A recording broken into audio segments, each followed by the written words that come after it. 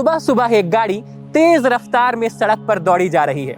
लाल signal होने पर जब गाड़ी रुकती है तो गाड़ी में बैठा शख्स अपनी खिड़की से बाहर देखता है। उसे याद आता है वो दौर जब उसके शहर को खूबसूरती की मिसाल माना जाता था। सुबह सुबह रास्तों पर जॉगिंग करते और पार्क में कसरत करते युवा और बुजुर्ग आसानी से देखे जा सकते थे। कभी गाड़ी का हॉर्न बजता है और वो शख्स अपने ख्यालों की दुनिया से बाहर असल जिंदगी में वापस लौट कर आता है। अब चारों ओर घनी धुंध छाई हुई है और उस धुंध के साथ विजिबिलिटी ना के बराबर है।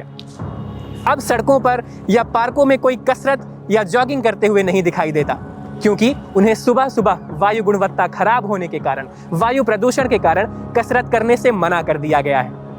यह शहर है चंडीगढ़ और मोहाली का क्षेत्र, और वह शख्स हम सभी में से ही कोई एक है। वायु प्रदूषण और खराब AQI ने सर्दियां शुरू होते ही चंडीगढ़ और मोहाली के क्षेत्र के आम जनजीवन को पूरी तरह से अस्त व्यस्त कर दिया है।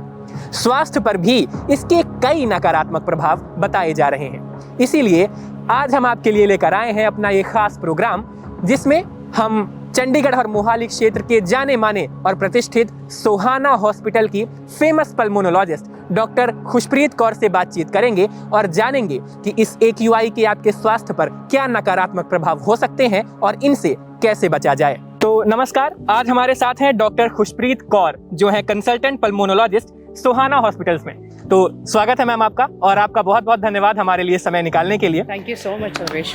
मैम, सबसे पहले मैं आपसे ये जानना चाहूंगा कि आजकल AQI की और वायु की क्वालिटी की बहुत ज़्यादा बातें हो रही हैं, पर अगर मैं एक स्वस्थ इंसान हूँ, एक नॉर्मल हेल्दी पर्सन हूँ, तो मुझे इस बैड AQI के बारे में कितना चिंतित होना चाहिए, कितना परेशान होना चाहिए?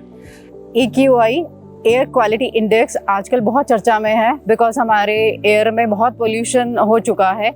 कोई भी AQI 50 से नीचे हमारे लिए ब्रीदेबल होता है, जिसमें हम अच्छी सांस ले सकते हैं। This is healthy for all of us, but इसका बढ़ना सेहत को ख़राब करता है।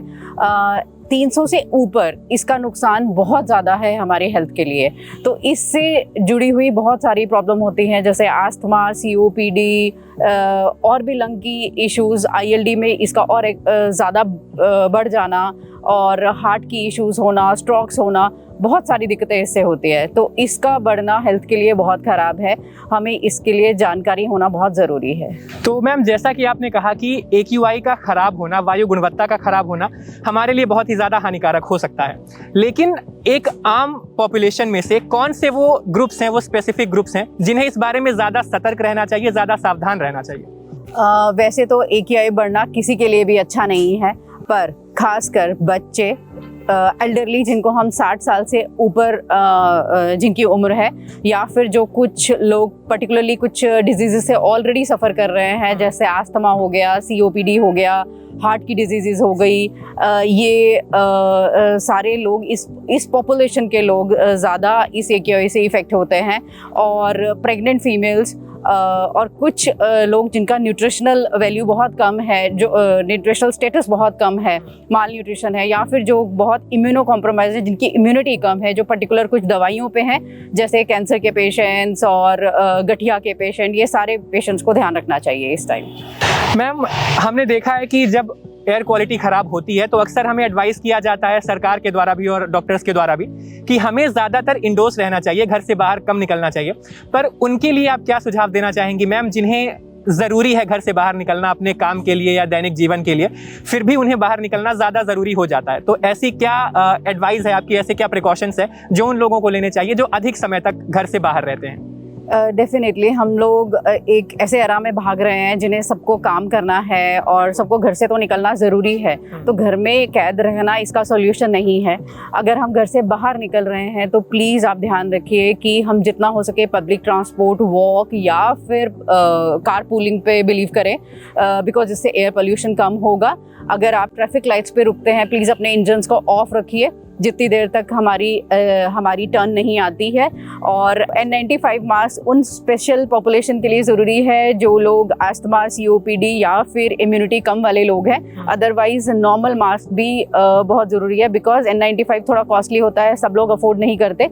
नॉर्मल मास्क लगा के भी हम बाहर अपना आउटडोर एक्टिविटीज़ कर सकते हैं। 30 मिनट से ज़्यादा बाहर मत रहिए। एक्सरसाइज जितना हो सके इन दिनों में इंडोर कीजिए। मैम, एक नॉर्मली हेल्दी पर्सन को, जो एक स्वस्थ व्यक्ति है, उसे कैसे सिम्टम्स हो सकते हैं इस दौरान, और कब उन्हें एक डॉक्टर को दिखाना चाहिए, कब उन्हें डॉक्टर की कंसल्टेशन लेनी चाहिए? बढ़ती हुई AQI से बहुत सारे रेस्पिरेटरी इश्यूज होते हैं, सांस के इश्यूज होते हैं, जैसे सांस लेने में दिक्कत होना, आवाज़ें आना जिन्हें हम वीज बोलते हैं, छाती में दर्द रहना, सबसे कॉमन सिम्टम आँखों से पानी आना, नाक से पानी आना, जिनको खांसी है उनकी खांसी बढ़ जाना या फिर खांसी में बलगम आना शुरू हो जाना, ये बहुत कॉमन से सिम्टम्स हैं। Heart pen, because heart issues इससे ज़्यादा होते हैं तो छाती की दर्द भी हो सकती है। अगर ये सारे सिम्टम्स आपको हैं और आप बेटर फील नहीं कर रहे हैं, प्लीज़ आप नियर बाय हॉस्पिटल में जाइए। सोहाना हॉस्पिटल में सारी इस तरह की फैसिलिटीज़ अवेलेबल हैं। अगर आपको सांस की कोई दिक्कत है, आप कभी भी आ सकते हैं, आपको यहाँ पे 100% ट्रीटमेंट मिलेगा। इस खराब वायु गुणवत्ता का, इस बैड एयर क्वालिटी का इफेक्ट तो मैम सारी पॉपुलेशन के ऊपर पड़ेगा, लेकिन ऐसे कुछ आप स्टेप्स बता सकती हैं, कुछ ऐसी एडवाइजेस जो एक आम व्यक्ति, एक नॉर्मल पर्सन अपनी डेली रूटीन में कर सके, जो इस बुरे इम्पैक्ट को रिड्यूस कर सकें, कम कर सकें? जैसे कि मैंने पहले भी बताया, प्लीज़ इस पर्टिकुलर दिनों में मास्क का यूज़ कीजिए, अच्छी डाइट लीजिए, एंटीऑक्सीडेंट्स बहुत ज़रूरी हैं। एंटीऑक्सीडेंट नेचुरल फॉर्म में बीट रूट में, पुदीने में, हल्दी में हमें बहुत कॉमनली हमारे हर घर में अवेलेबल हैं, प्लीज़ उन्हें खाइए।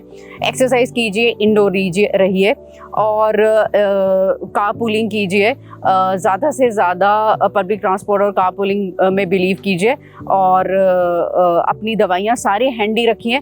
जो अस्थमा और दमा के पेशेंट्स हैं, प्लीज़ वो अपनी दवाइयों के साथ अपनी ड्यूटीज़ पे, अपने वर्क प्लेसेस पे जाइए, ताकि आपको कोई भी थोड़ा बहुत इशू हो तो आप वो दवाई ऑन द स्पॉट ले सकें। मैम, हमने देखा है कि जब जब एयर क्वालिटी ख़राब होती है, तब तब एयर प्योरीफायर्स की बातें चलन में आ जाती हैं, बहुत ज़्यादा चारों ओर एयर प्योरीफायर्स का बात होने लगती है। तो मैं आपसे जानना चाहूँगा कि क्या ये एयर प्योरीफायर्स सच में इतने इंस्ट्रूमेंटल हैं? क्योंकि कई बार हमने देखा है कि सभी लोग एयर प्योरीफायर्स को अफोर्ड नहीं कर सकते, और जब वो ये नहीं कर पाते हैं तो उन्हें लगता है कि शायद they are not doing enough to stay healthy. तो इस बारे में, आप एयर प्योरीफायर्स के बारे में आपका क्या कहना है? एयर प्योरीफायर्स बहुत ही ज़रूरी हैं हम सबके लिए, बट इसका मतलब ये नहीं है कि जिनके पास एयर प्योरीफायर नहीं है उसके लिए लाइफ रुक गई है। आजकल सबके घर में एसीज हैं, एसी भी उतना ही रूम को वेंटिलेट और प्योरीफाई कर देते हैं। प्लीज़ शाम के टाइम अपनी विंडोज़ ओपन रखिए ऑपोजिट साइड की, ताकि वेंटिलेशन हो, थोड़ी सी एयर सर्कुलेशन हो। अच्छी डाइट लीजिए और जितना हो सके उतना गार्बेज को और नियर बाय जो भी लोग कुछ नियर बाय बर्न कर रहे हैं उसको रोकिए। सोसाइटी में अपना सबका कंट्रीब्यूशन ज़रूरी है इस AQI को कम करने के लिए। Thank you so much ma'am, आपने हमें अपना कीमती वक्त दिया, उसके लिए आपका बहुत बहुत धन्यवाद। Thank you. तो दर्शकों, ये थी हमारे साथ doctor Khushpreet Kaur, consultant pulmonologist from Sohana hospitals Mohali. तो अपना ध्यान रखें, अपनी सेहत का ध्यान रखें, अपने आसपास के लोगों का ध्यान रखें। बहुत बहुत धन्यवाद। Thank you.